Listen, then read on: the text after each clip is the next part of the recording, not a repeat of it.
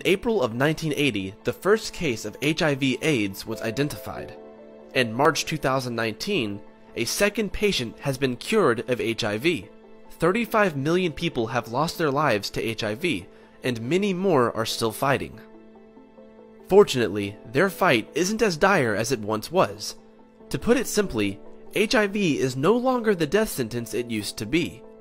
In the past, total life expectancy for a 20-year-old person with HIV was just 39 years old. Now, the total life expectancy has bumped up to about 70 years. So, did we really find the cure to the notorious HIV, or did these patients just get super lucky? It turns out, it's a little of both. 12 years ago, an HIV patient in Berlin received a bone marrow transplant of stem cells from a donor.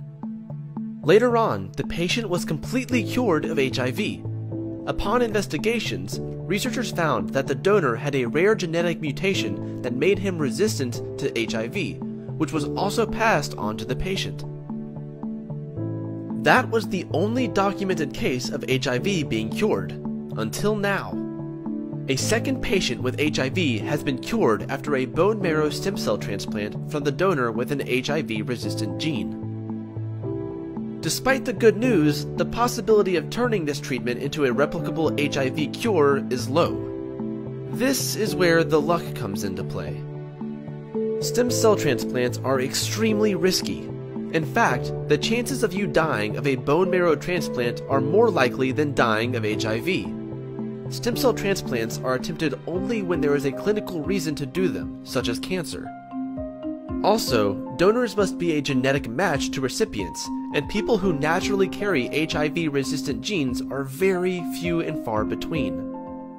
Only 1 to 2% of people in the entire world have this genetic mutation, which limits the number of potential transplants. Yet, there is more hope. There may not be a cure soon, but HIV treatment has evolved tremendously since its outbreak.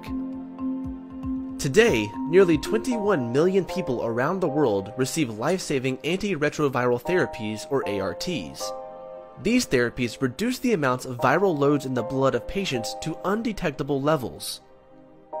Their immune systems can rebuild without being under constant siege, and their chances of passing the virus to others lower dramatically. ARTs are also necessary to prevent HIV from progressing to AIDS. And that's not all. Scientists have even greater ambitions.